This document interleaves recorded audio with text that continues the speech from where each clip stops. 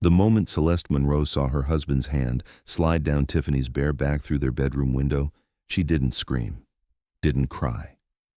After 28 years of marriage, 3 miscarriages before the twins, and sacrificing her law career to build his empire, she simply pulled out her phone, took 3 photographs, then walked to the front door. She locked it from the outside and smiled. The smile surprised her more than the betrayal. She stood on her own front porch, the key cold and solid in her palm, and waited for the devastation to hit. The crumbling, the collapse. 28 years of marriage should feel like something when it ends, shouldn't it? There should be tears, rage, the primal scream of a woman watching her life incinerate. Instead, Celeste felt something she hadn't experienced in so long she almost didn't recognize it. Relief. She slipped the key into her pocket and walked down the flagstone path she'd designed herself, past the hydrangeas she'd planted the summer the twins were born, through the wrought iron gate Jim had complained was too expensive until the neighbors complimented it. Then he'd taken credit for choosing it. That was Jim. That had always been Jim. The October air was crisp against her skin, carrying the scent of wood smoke and dying leaves. She was still wearing her silk blouse from the charity luncheon, the one Jim had told her was a bit much that morning. Her Louboutins clicked against the sidewalk with each step. She had no purse, no coat, no plan. She had 3 photographs and 28 years of receipts. Not literal receipts, though she had those too. Every bank statement, every contract she'd reviewed for free, every connection she'd leveraged to get Wexford Technologies off the ground. No, these were the other kind of receipts. The ones women keep in the filing cabinets of their hearts. The anniversary he'd missed for a crucial investor dinner that she later learned was a weekend in Aspen with his executive assistant. The way he introduced her at parties as my wife, but never by her name, as though Celeste Monroe had ceased to exist the moment she became Mrs. James Wexford. The slow, methodical way he'd convinced her that her law career could wait, that the company needed her more, that they were building something together, and then erased her contributions from every story he told. The miscarriages, 3 of them, each one a private devastation she'd weathered mostly alone because Jim didn't do well with emotional situations. She'd held herself together, scheduled her grief around his meetings, cried in the shower so she wouldn't make him uncomfortable. When the twins finally arrived, her miracle babies, Eleanor and Malcolm, she'd poured every ounce of the love she couldn't give her lost children into them. And Jim had poured his attention into the company she'd helped him build. 28 years. She'd been 22 when they met, a first-year law student at Howard with a full scholarship and a fire in her belly. He'd been 26, a junior analyst with a dream about revolutionizing supply chain technology. He was handsome and charming, and he looked at her like she was the most brilliant woman he'd ever met. Because she was. She'd just forgotten that somewhere along the way. Celeste walked without destination, her feet carrying her through the winding streets of Westbrook Estates, the affluent Connecticut community she'd helped build. Not physically. Jim would never let her forget that he was the one who'd made the money, but in every other way that mattered. She'd chosen this neighborhood when they could barely afford it, seeing potential where Jim saw risk. She'd organized the homeowners association, planned the community events, cultivated relationships with the neighbors who became clients and investors. She'd built a life here, a beautiful, hollow life. Her phone buzzed in her pocket, then again, then continuously, an angry vibration against her thigh. She pulled it out and looked at the screen. 17 missed calls from Jim, 23 text messages ranging from "Where's the damn key?" to "This isn't funny, Celeste," to "We need to talk about this like adults." Like adults, as if she were the child throwing a tantrum rather than the woman who'd just caught her husband with his hand down their neighbor's dress. She silenced the phone and kept walking. The sun was setting now, painting the sky in shades of amber and rose. She'd always loved this time of day, the golden hour when everything looked softer, more forgiving. She'd spent so many evenings alone at this hour while Jim worked late, or claimed to work late. Now she knew what he'd actually been doing. How long? That was the question she couldn't quite bring herself to answer. Tiffany Chen had moved into the house across the street 2 years ago, a 42-year-old trophy wife with a surgeon husband who traveled constantly. Celeste had brought her a welcome basket, invited her to book club, introduced her to Jim at the neighborhood 4th of July party, introduced her to Jim. God, she'd introduced them herself. She reached the small park at the edge of the neighborhood, a manicured green space with walking paths and wooden benches. The playground was empty now. The children called home for dinner. Celeste lowered herself onto a bench facing the pond and finally allowed herself to feel. Not devastation, not rage, just a profound, bone-deep exhaustion. She was 50 years old. She had given her entire adult life to a man who had never truly seen her. She had sacrificed her career, her ambitions, her sense of self, all for a marriage that was apparently as hollow as the life she'd built around it. What now? The question hung in the cooling air, unanswered. She didn't know how long she sat there, long enough for the gold to fade from the sky and the first stars to appear, long enough for the temperature to drop and goosebumps to rise along her. Bare arms, long enough for the tears she'd been holding back to finally, silently fall. She heard him before she saw him, the soft pad of footsteps on the path, the gentle jingle of a dog collar. She wiped her face quickly, embarrassed to be caught crying in public like a teenager after her first heartbreak. A golden retriever appeared first, tail wagging gently, nose lifted to catch her scent. The dog approached her with the careful curiosity of a well-trained animal, stopping just short of her bench and looking up with liquid brown eyes. "Biscuit, come?" The voice was deep and warm, tinged with an accent she couldn't quite place. Irish, maybe, softened by years in America. The dog ignored the command, instead pressing her nose against Celeste's knee with a soft whine. "I'm so sorry," the voice continued, and now its owner appeared on the path. "She's usually better behaved than this. She seems to think everyone needs her particular brand of comfort." Celeste looked up and found herself meeting the eyes of a man she'd seen before, but never truly noticed. He was tall and lean, with silver hair that caught the last light of dusk, and eyes that were somewhere between blue and gray. He wore a rumpled linen shirt and well-worn leather shoes, and he was looking at her with an expression of such genuine concern that she felt her throat tighten. "It's fine," she managed. "She's lovely."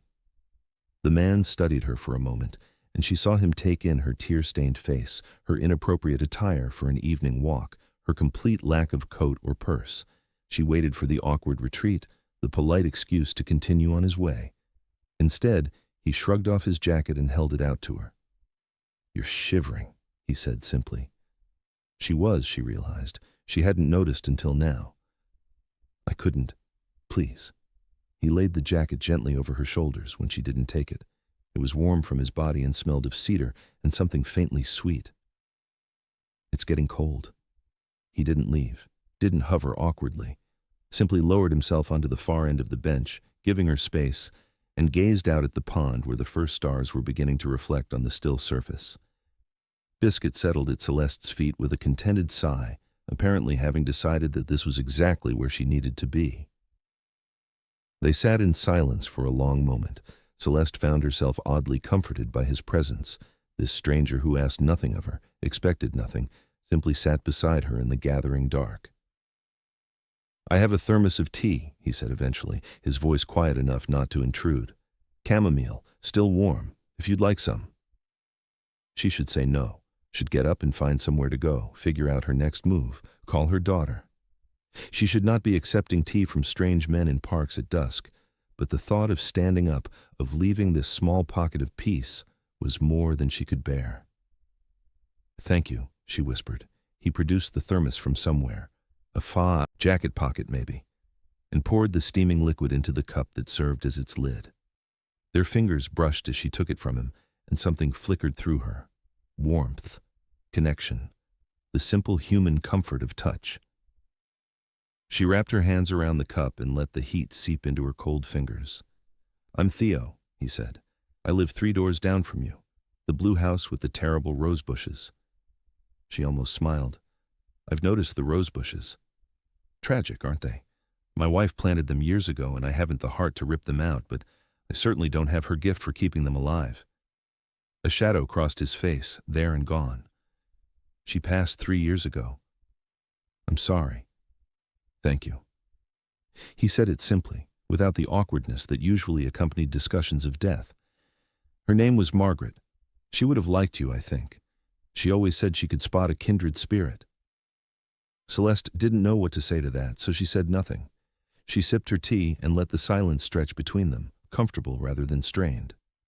Whatever it is, Theo said finally, his voice gentle, you don't have to carry it alone. The words cracked something open in her chest. She couldn't explain, wouldn't explain, not tonight, not to a stranger, but something about the way he said it, without expectation or judgment, made her feel seen in a way she hadn't felt in years. Thank you, she said again. It seemed inadequate, but it was all she had. The darkness had fully settled now, and the air carried a genuine chill. Celeste knew she couldn't sit on this bench all night, no matter how much she wanted to. There's a hotel, Theo said, as if reading her mind. The Whitmore Inn, just off Main Street. It's quiet, discreet. My daughter stayed there when she visited last month. He didn't ask why she might need a hotel when she lived 3 doors away. Didn't pry into whatever had driven her to this bench with tears on her face and no coat in October.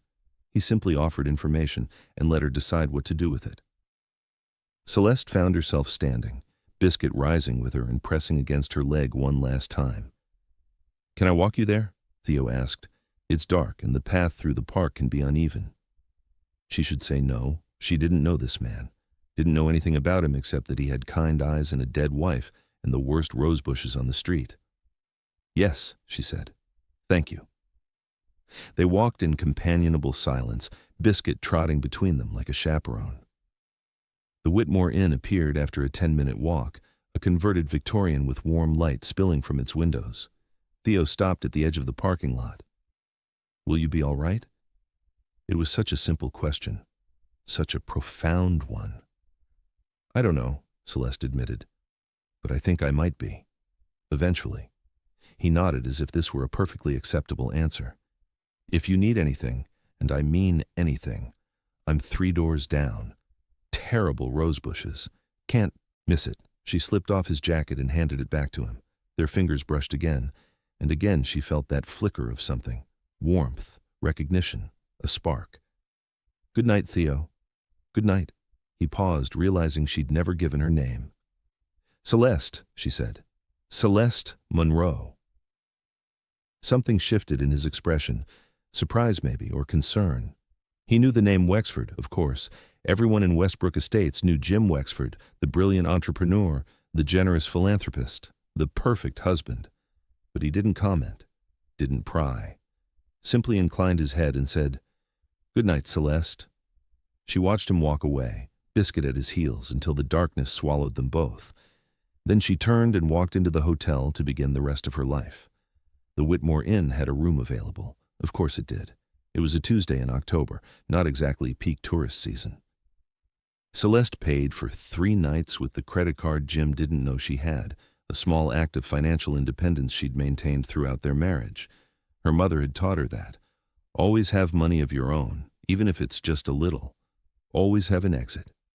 She'd never thought she'd need the exit. Now she was grateful for her mother's wisdom. The room was small but clean, decorated in soothing shades of blue and cream. Celeste sat on the edge of the bed and stared at the wall, waiting for the emotions to come. The grief, the rage, the devastation.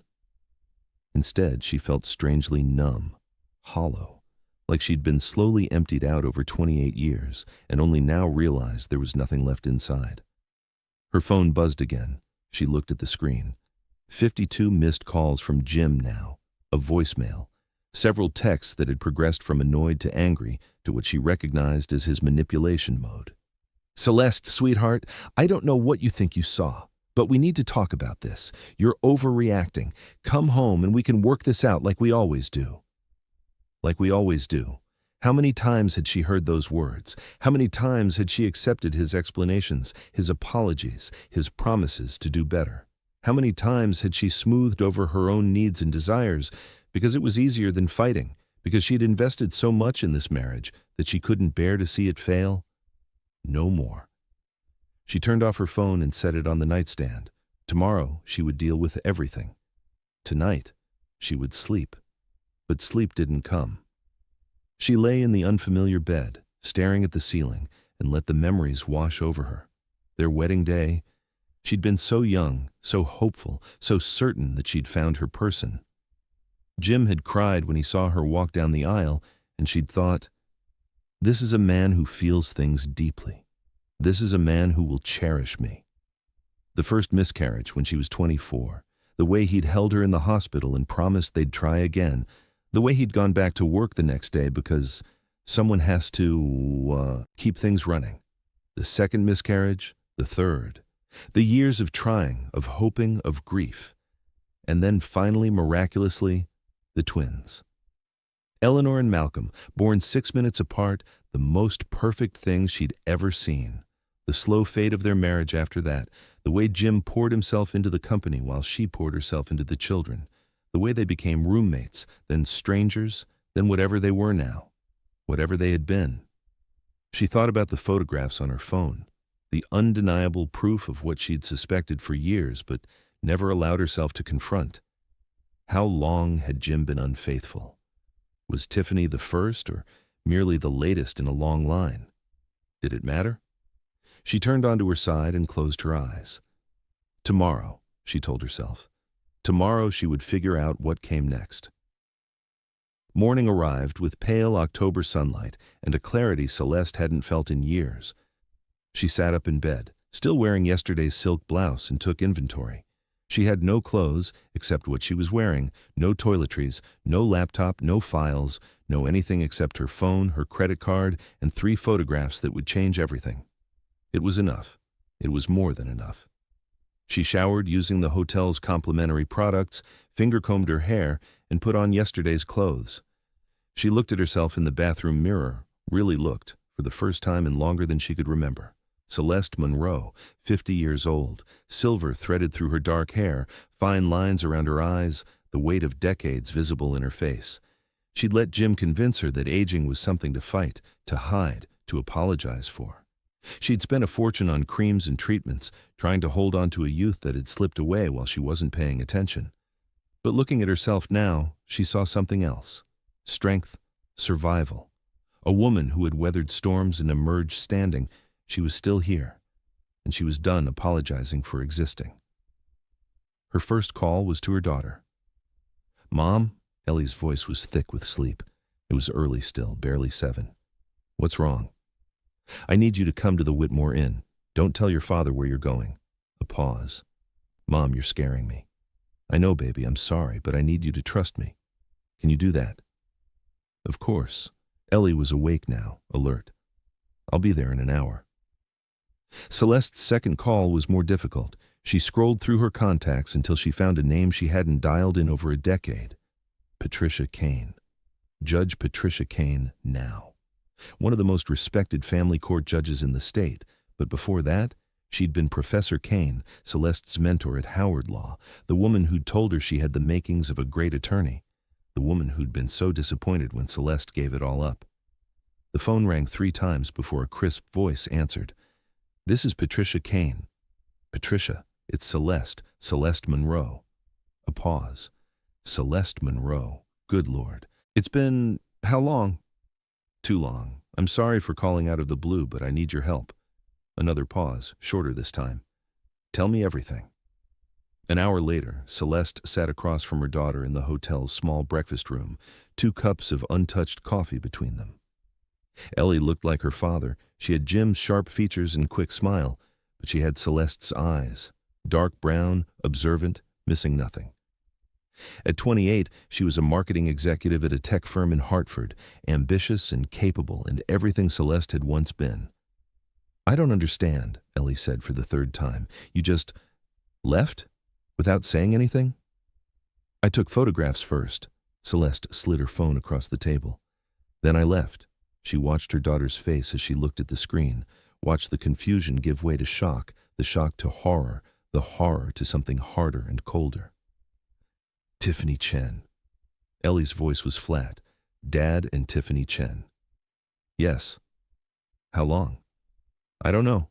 At least 2 years, I suspect, maybe longer." Ellie set the phone down and stared at her mother with an expression Celeste couldn't quite read. "You don't seem surprised." "I'm not," Celeste admitted. "I think I've known for a while." I just didn't want to see it. And now? Now I want a divorce, a fair one, which means I need to be strategic.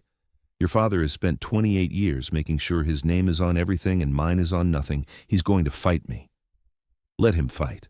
Ellie's jaw was set, her eyes blazing. I'll testify. I'll tell them about every time he missed a birthday, every time he made you feel small, every time... Ellie? Celeste reached across the table and took her daughter's hand. I love you for that. But this isn't about revenge. This is about me getting what I'm owed so I can start over.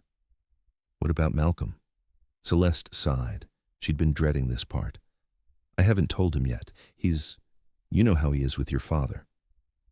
Malcolm had always been Jim's son. He worked at Wexford Technologies, worshipped his father, saw the world through Jim's eyes. This was going to shatter him.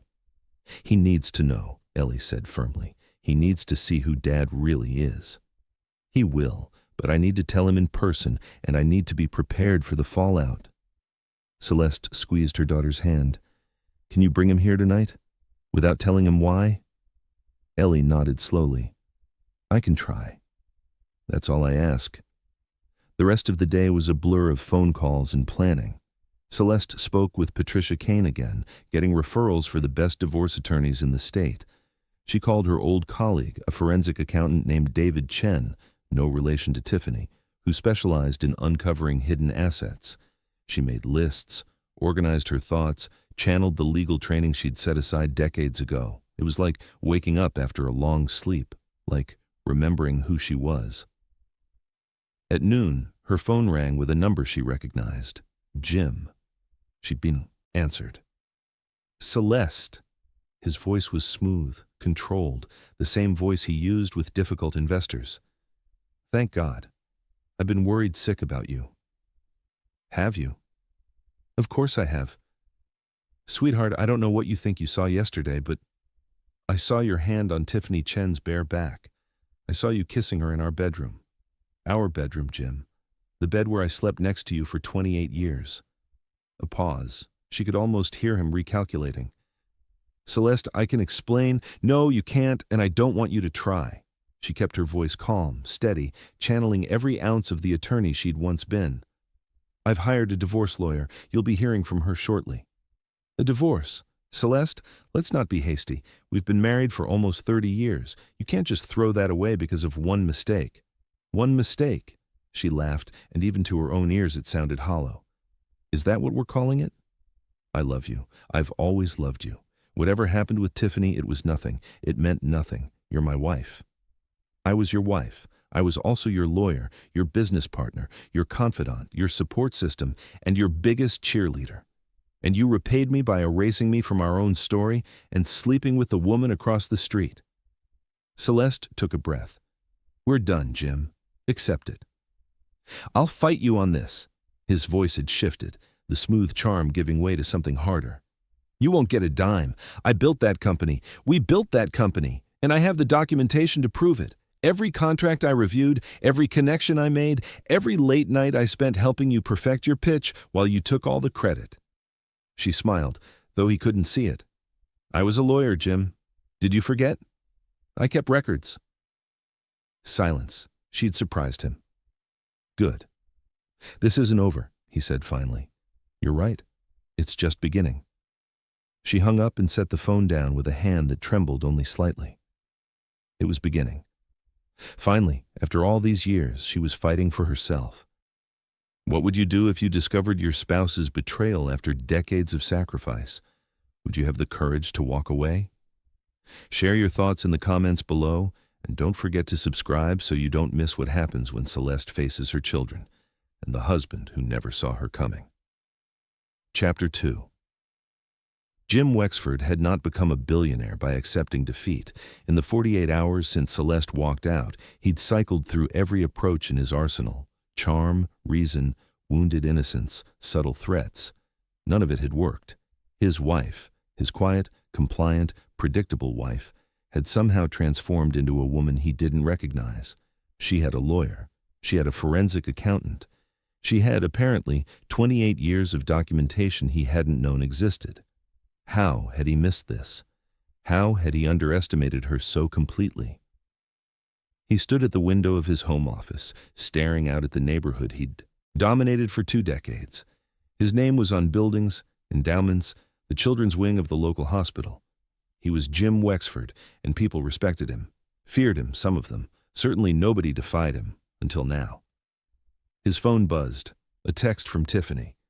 "Is everything okay? You haven't answered my calls?" He silenced the phone without responding. Tiffany was a complication he didn't need right now. She'd been convenient, beautiful, eager, impressed by his wealth and status, but she was also disposable. He'd always known that. He assumed she knew it too. The problem was Celeste. It had always been Celeste, he realized now. He'd spent nearly 3 decades slowly dimming her light, convincing her that she needed him, that her place was in his shadow. And she'd believed him. She'd stayed, but she wasn't staying anymore. He picked up his phone and dialed his lawyer. Celeste didn't know about Jim's machinations, and she didn't care. She was too busy remembering how to be herself.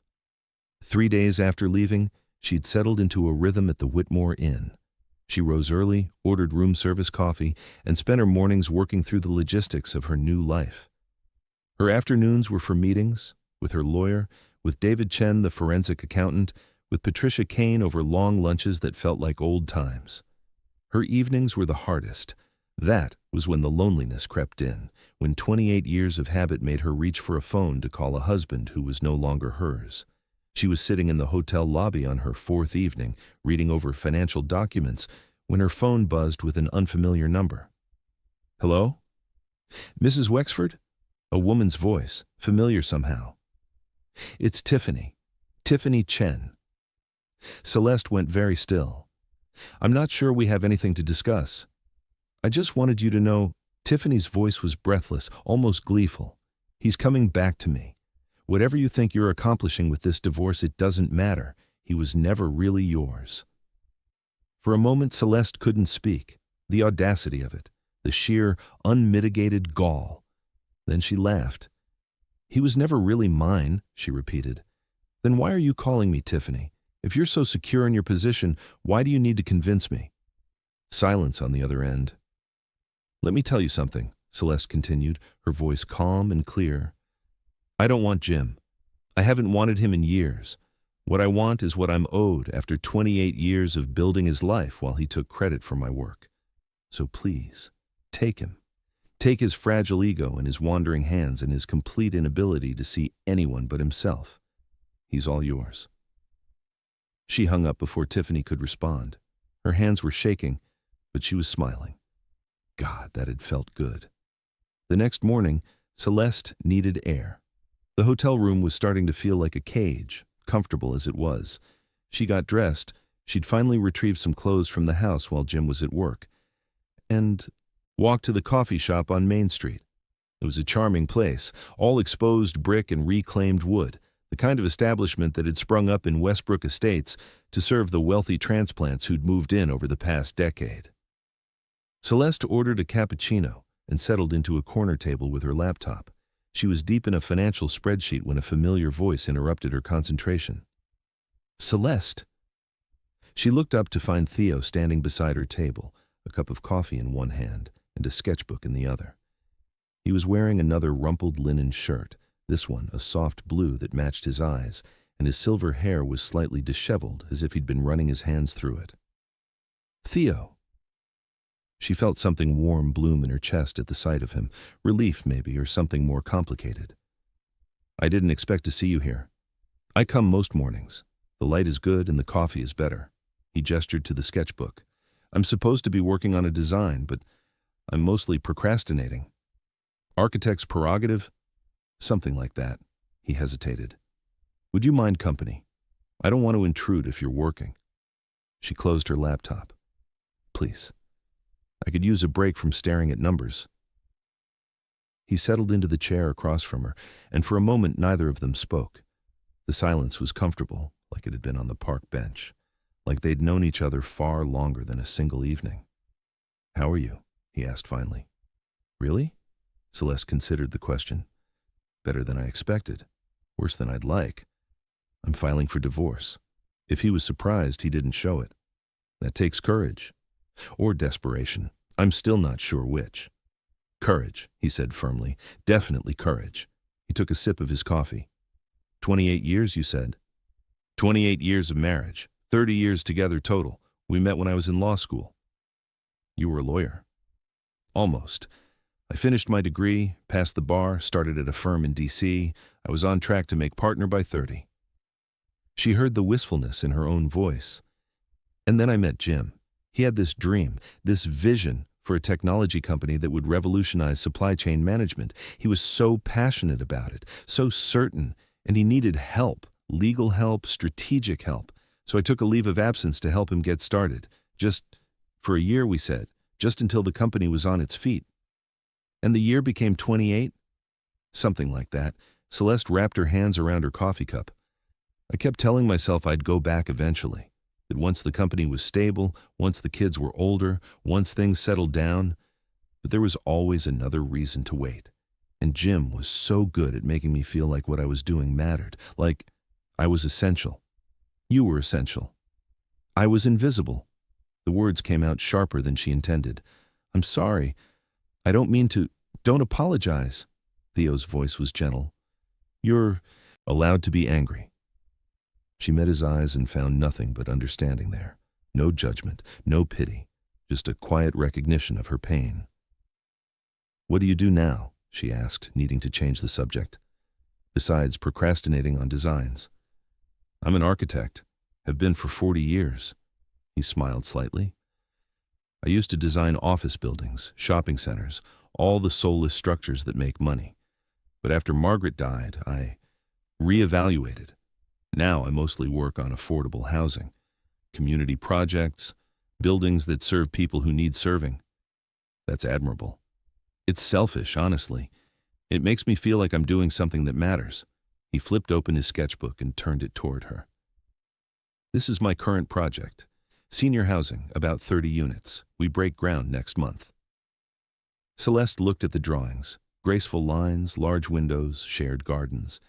It was beautiful and practical, and somehow both modern and warm. Would you like to see it? Theo asked. The site, I mean. It's not much yet, mostly dirt and stakes in the ground. But I could explain what we're building if you're interested. She should say no. She should get back to her financial documents and her divorce strategy and the 1,000 things that needed her attention. I'd like that, she said instead. Yes.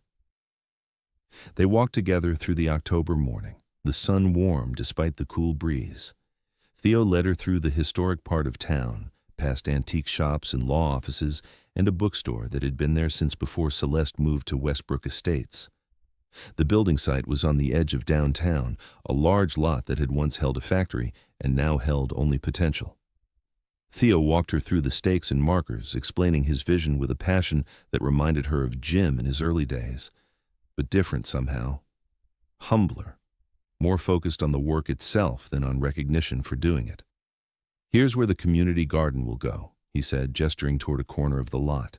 Every resident will have their own plot if they want it. Margaret loved gardening. She always said there was something holy about putting seeds in the ground and watching them grow. She sounds like she was wonderful. She was. Theo's voice softened. We had 32 years together. Never enough time, but more than some people get. I try to be grateful for that. They stopped at the edge of the site, looking out over the bare earth and scattered building materials. Celeste tried to see what Theo saw, the buildings rising, the gardens blooming, the people who would make their homes here. Everyone deserves a beautiful space that honors their dignity, Theo said quietly. That's what Margaret always believed. A home should make you feel safe, valued, seen. Something in his words cracked her open. She felt tears prick at her eyes, not for Jim, not for the marriage she was losing, but for all the years she'd spent in a beautiful house that had never once made her feel valued or seen. Theo noticed. Of course he did. He turned to her, concern etched on his features. Celeste, I'm fine. She wiped at her eyes. I'm sorry, I don't know why. You don't need to apologize. He reached out slowly, giving her time to pull away if she wanted. When she didn't, he gently brushed a tear from her cheek with his thumb. His touch was warm, tender. Nothing like Jim's touch, which had always felt like claiming rather than comforting. She leaned into his hand, just for a moment, just long enough to remember what it felt like to be touched by someone who cared. Then she stepped back, and he let her go. "Thank you," she whispered, "for showing me this, for all of it." "Whenever you're ready to talk," he said. "I'm here. No pressure, no expectations. Just here." She nodded, not trusting her voice. They walked back to town in companionable silence, and when they reached the coffee shop, he didn't try to hold her or kiss her or ask for anything. He just smiled and said, "Take care of yourself, Celeste," and walked away. She watched him go, something shifting in her chest that she wasn't ready to name. That evening, Celeste faced her children. Malcolm had come, though reluctantly. Ellie had told him only that their mother needed to see them both, and he'd assumed it was about the rumors swirling through Westbrook Estates, rumors Jim had been carefully cultivating. Poor Jim, people were saying. His wife just walked out. Must be having some kind of breakdown. Now Malcolm sat across from Celeste in her hotel room, his jaw tight and his eyes wary. He looked so much like Jim at that age, handsome, confident, certain of his place in the world. Celeste loved him fiercely and feared in this moment that she was about to lose him. Ellie sat beside her brother, one hand on his arm, ready to hold him together when he fell apart. "What's going on, Mom?" Malcolm's voice was sharp. "Dad says you just left without any explanation. He says you're not answering his calls. He's really worried about you." "I'm sure he is." Celeste kept her voice steady. "Malcolm, I need to show you something. I need you to look at it, really look at it before you say anything. Can you do that for me?" He nodded, though his expression didn't soften. She handed him her phone, the photographs already pulled up. She watched his face as he swiped through them. Confusion, then recognition, then something that shattered her heart. Devastation. He couldn't finish the sentence. "That's your father, with Tiffany Chen in our bedroom." Malcolm stared at the screen for a long moment. Then he handed the phone back to her and stood up abruptly, walking to the window, his back to both of them. "Malcolm," Ellie started. "Don't," his voice cracked. "Just give me a minute." Celeste sat in silence, watching her son's shoulders shake. She wanted to go to him, to hold him like she had when he was small and the world had hurt him. But he wasn't small anymore, and this hurt was one she couldn't heal. When he finally turned around, his face was wet with tears. "How long?" he asked. "I don't know for certain. At least 2 years, maybe longer." "And you didn't know all this time?" "I suspected, but I didn't want to see it." Celeste met her son's eyes. "I'm sorry, Malcolm. I know this changes how you see your father, but I couldn't keep pretending. Not anymore."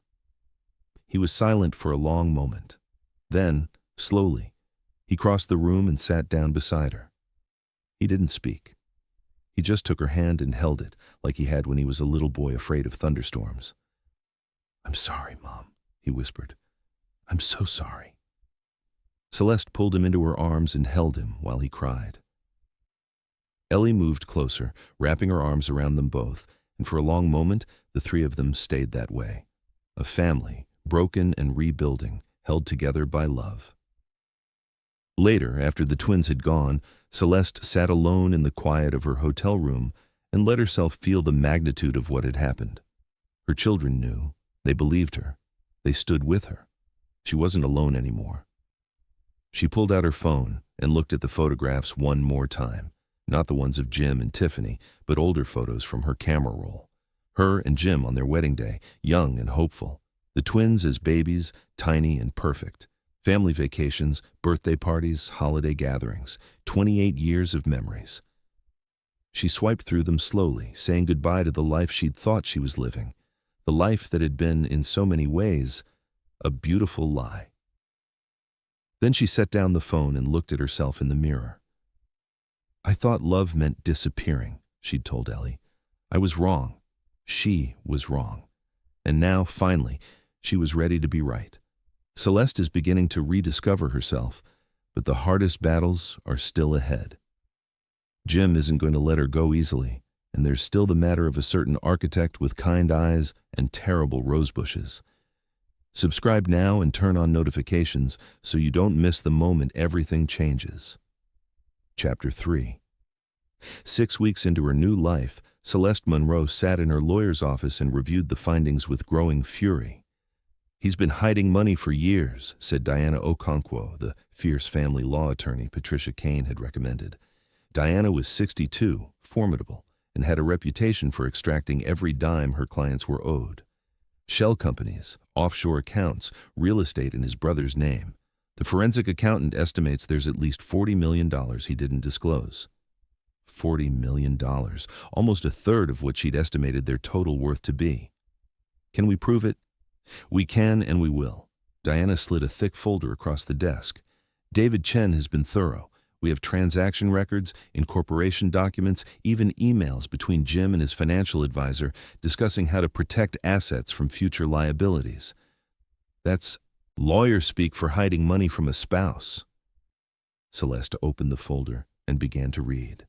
The fury built with every page. 28 years she'd given this man, 28 years of sacrifice and support and love, and he'd spent those years preparing to leave her with nothing. He thought I was stupid, she said quietly. He thought I'd never figure it out. Most men like Jim think that. Diana's voice was dry. They're usually wrong. What do we do now? Now we file a motion for full disclosure. We present the evidence to the judge. And we make Jim Wexford very, very uncomfortable. For the first time in weeks, Celeste smiled. Theo had become a fixture in her life, though neither of them had put a name to what was growing between them. He brought her coffee in the mornings when she was too buried in legal documents to leave her hotel room. He walked with her in the evenings, Biscuit trotting alongside when the walls closed in. He listened without judgment, offered advice without condescension, and made her laugh when she'd forgotten how. He also hadn't touched her since that day at the construction site when he'd wiped the tear from her cheek. The restraint was maddening and necessary all at once. Tonight they sat in his living room. She'd finally started visiting his house, the one with the terrible rose bushes, going over documents for the upcoming hearing. Theo wasn't a lawyer, but he was smart and organized, and sometimes she just needed someone to talk through her strategy with. So the judge will see all of this? Theo asked, gesturing to the spread of papers on his coffee table. All of it, every hidden account, every shell company, every lie he told under oath when he said he'd disclosed everything. Celeste rubbed her eyes. Diana thinks we'll get a ruling in our favor. Full disclosure, plus sanctions for the deception. That's good news. It is. She didn't feel as triumphant as she should. Mostly she felt tired. I just want it to be over. Theo was quiet for a moment. Then he rose from his chair and came to sit beside her on the sofa. Not touching, but close. Close enough that she could smell that familiar cedar and sweetness. Celeste, she looked at him. His blue-gray eyes were intent on her face, and there was something in his expression that made her breath catch. I know this isn't the time, he said softly. I know you're still in the middle of all of this, and the last thing you need is more complication, but I need you to know something. Her heart was beating faster now. What? He reached out slowly and cupped her face in his hands. His palms were warm, his touch gentle.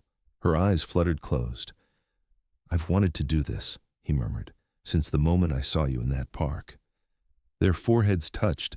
She could feel his breath on her lips, could feel the tension thrumming between them like a live wire. It would be so easy to close the distance, to take what he was offering, to lose herself in him. But she couldn't. Not yet. Theo, her voice was barely a whisper, I want this. I want you, but I'm still married. I can't start something new while I'm still ending something old. He didn't pull away, didn't look disappointed or frustrated. He just nodded, his forehead still pressed to hers. I understand, he said, and I'll wait, however long it takes. Why? The question escaped before she could stop it. Why would you wait for me? He pulled back just enough to look into her eyes. Because you're worth waiting for, Celeste Monroe. Because in 50 years of life, I've never met anyone who made me feel the way you do. Because when I'm with you, I feel like I'm exactly where I'm supposed to be. She couldn't speak, could barely breathe. He released her face and leaned back, giving her space. Take your time. Fight your battles. I'll be here when you're ready. She reached out and took his hand, lacing her fingers through his. Thank you, she whispered. They sat like that for a long time, hands intertwined, the space between them electric with possibility. The courtroom was smaller than Celeste had expected, For something that was about to change her entire life, she'd imagined something grander, marble pillars maybe, or a towering judge's bench. Instead, it was a modest room with fluorescent lighting and uncomfortable chairs. Jim sat at the opposite table with his team of lawyers, expensive suits all around. He hadn't looked at her once since she'd walked in. Diana was magnificent. She presented the evidence with surgical precision, the shell companies, the offshore accounts, the real estate hidden in family members' names. She showed the emails, the transaction records, the documented history of deception. She painted a picture of a man who had spent years preparing to cheat his wife out of what she was owed. Jim's lawyers objected, deflected, tried to spin. But the evidence was overwhelming. When the judge finally spoke, her voice was measured but firm. "Mr. Wexford, the evidence presented here is deeply troubling. You swore under oath that you had made full disclosure of your assets. The documentation presented by Mrs. Monroe's counsel proves that statement was false." Jim's jaw tightened, but he said nothing. "I'm ordering full disclosure of all assets, including those hidden in shell companies and trusts. I'm also imposing sanctions for failure to comply with discovery. Additionally, given the clear pattern of financial deception, I'm awarding Mrs. Monroe 60% of the marital estate rather than the standard 50%. 60%. Celeste heard Diana exhale beside her, heard Jim's lawyer mutter something sharp, but she couldn't process any of it. She was too busy remembering every year, every sacrifice, every moment she had doubted her own worth. "Furthermore," the judge continued, "I want to note for the record that Mrs. Monroe's contributions to the success of Wexford Technologies are well documented. She may not be listed on the corporate filings, but the evidence suggests she was instrumental in building the company that made Mr. Wexford's fortune possible. This ruling reflects that contribution. Instrumental, documented, acknowledged. She'd been erased for 28 years, and now, finally, someone had seen her." Celeste left the courthouse in a daze. The sun was bright, almost blindingly so after the dim courtroom. Diana was saying something about next steps, about finalizing paperwork, but Celeste could barely hear her. All she could think about was Theo. She needed to see him, needed to tell him, needed to... She didn't let herself finish the thought. She drove to his house on autopilot, parked in front of the terrible rose bushes, and walked up the path to his front door. Before she could knock, it swung open. He was wearing reading glasses pushed up on his forehead and had a pencil tucked behind his ear. He looked rumpled and surprised, and absolutely perfect. "Celeste? Is everything? I won." He stared at her. "You won?" "The judge ruled in my favor. Full disclosure, sanctions for his deception, 60% of everything." She was laughing now, though tears were streaming down her face. "She acknowledged my contributions. She saw me, Theo. After all these years, someone finally saw me." He reached for her, and she stepped into his arms. He held her while she laughed and cried, stroking her hair, murmuring words she couldn't quite hear, but that felt like home. When she finally pulled back, his eyes were bright with something she was only now letting herself name. "Wait here," he said, and disappeared into the house. He returned a moment later with a bottle of champagne and 2 glasses. "I've been saving this. I had a feeling we'd need it." She laughed again. When had she last laughed this much? And followed him into the living room. He popped the cork with practiced ease and poured 2 glasses, handing her one. "To Celeste Monroe," he said, lifting his glass. "The most remarkable woman I've ever known." "To new beginnings," she countered. They clinked glasses and drank. The champagne was excellent, dry and crisp with tiny bubbles that danced on her tongue. But Celeste barely tasted it. She was too aware of Theo standing beside her, of the heat of his body, of the way he was looking at her like she was something precious. She set down her glass. He watched her, silent, waiting. She crossed the distance between them and kissed him. It was slow and deliberate, and everything she'd been wanting for weeks. His lips were warm against hers, gentle at first, then more insistent as she pressed closer. She tasted champagne and something sweeter, something that was just him. "I've been wanting to do that," she breathed when they finally broke apart. His hands came up to cradle her face, his thumbs stroking her cheekbones. "You have no idea how long I've been wanting you to." She kissed him again, and this time there was nothing tentative about it. She poured Everything into it, the loneliness, the longing, the years of being invisible. His arms wrapped around her, pulling her against him, and she felt something in her chest crack open and bloom. His hands slid into her hair, her fingers gripped the front of his shirt. The kiss deepened, grew more urgent, and she felt herself dissolving into sensation. "Stay," he murmured against her lips. "Please, just stay." She pulled back just enough to look into his eyes, blue-gray, warm, utterly sincere. "Yes," she whispered. "Yes." They didn't rush. After weeks of restraint, of charged glances and carefully maintained distance, they could have fallen into bed with desperate urgency. But Theo seemed to understand what she needed, and what she needed was to be cherished. He led her upstairs slowly, pausing on the landing to kiss her again, cradling her face like she was something fragile and precious. His bedroom was warm with lamplight, the bed covered in white linens that glowed in the dim room. "We don't have to," he started. She silenced him with another kiss. They undressed each other slowly, learning the terrain of bodies that carried decades of living. His hands trembled slightly as he unhooked her bra. She smiled and helped him, touched by his nervousness. Her own hands were steadier as she unbuttoned his shirt, revealing a chest still lean but softened by age. They fell into bed together, and Theo took his time. He kissed her everywhere, her lips, her neck, the curve of her shoulder, murmuring words against her skin that made her feel beautiful in a way she'd forgotten was possible. "You're exquisite," he breathed, his lips trailing down her collarbone. "Every inch of you." She arched into his touch, all the years of being overlooked falling away.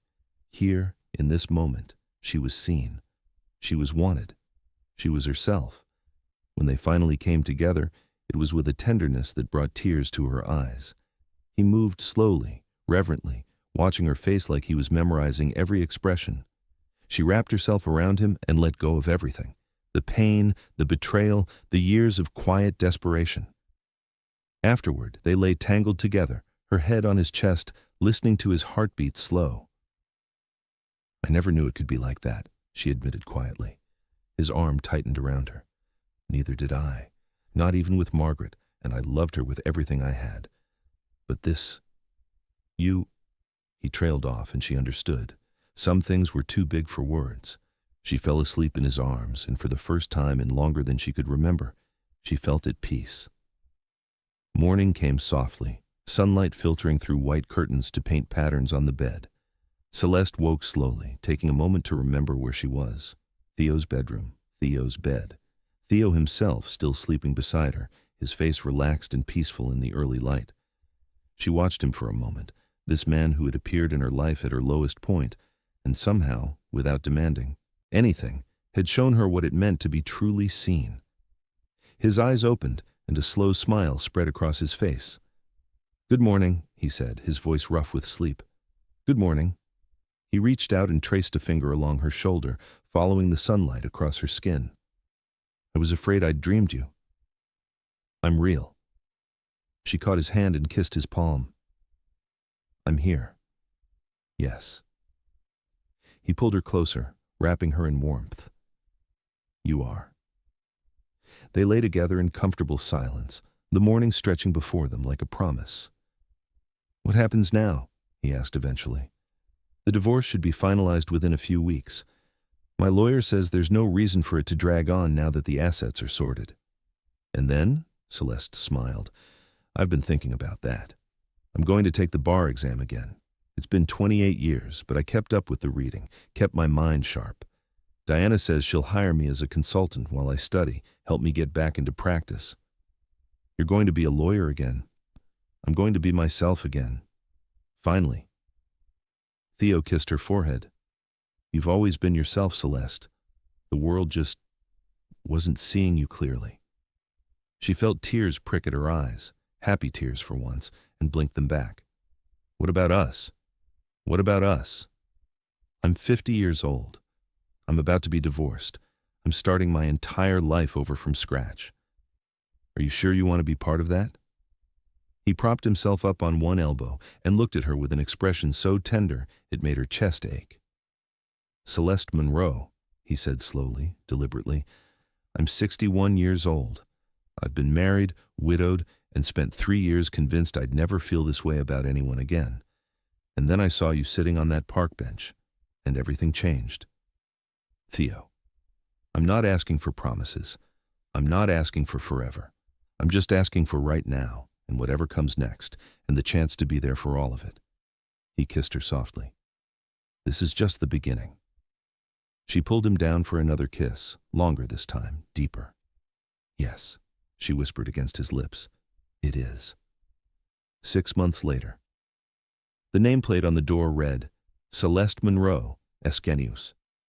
She stood in the doorway of her new office, still not quite believing it was real. The space was small, just a reception area, a conference room, and her private office. But it was hers. Every piece of furniture, every book on the shelf, every file in the cabinet represented something she'd built for herself. She specialized in family law now, with a focus on women navigating difficult divorces. Women like her, who had given everything to marriages that had taken them for granted. Women who needed someone who understood, who had been there, who could guide them through the darkness to the other side. Her first client had been a friend of Diana's, a 63-year-old woman whose husband had left her after 40 years for his assistant. Classic, cliched, devastating. Celeste had held her hand through the whole process and helped her emerge with her finances intact and her dignity restored. Word had spread. Now she had more clients than she could handle. She was interviewing associates next week. Knock, knock. She turned to find Theo in the doorway, carrying a brown paper bag and wearing the smile that still made her heart skip. Lunch delivery, he said, crossing to set the bag on her desk. Turkey on rye, extra pickles, chocolate chip cookie for dessert. You remembered? I remember everything. He leaned in to steal a kiss. How's the view? She looked past him, out the window of her corner office. The view was nothing special, a parking lot, some trees, a slice of sky, but it was hers. Perfect, she said. Absolutely perfect. He wrapped his arms around her from behind and she leaned back into his warmth. 6 months together and every day still felt like a gift. I have something for you, he said. Another sandwich? Better? He reached into his pocket and pulled out a small velvet box. Celeste's heart stopped. It's not what you're thinking, he said quickly, reading her expression. Not yet, anyway. But Margaret always said the best gifts are the ones that remind you who you really are. He opened the box. Inside, nestled in velvet, was a slim gold bracelet with a single charm, a tiny scale of justice. For the lawyer you always were, Theo said softly, even when you forgot. She felt tears spill over, and she didn't bother to wipe them away. I love you, she said. I don't think I've said that yet, but I do. I love you, Theo. His arms tightened around her. I love you too, Celeste. From that first moment on the park bench, I think I knew. He clasped the bracelet around her wrist and she held up her hand to watch it catch the light. Perfect, she said again. He kissed her, long and slow, and she melted into him the way she always did now, the way she hoped she always would. When they finally broke apart, she looked around her office one more time. At the nameplate on her door, the diplomas on her wall, the view that was hers. She thought about the woman who had locked her front door and walked away, the woman who had sat on a park bench in the dark, not knowing what came next, the woman who had spent 28 years disappearing. That woman had saved her life. She hadn't just walked away from her marriage that day, she had walked toward herself.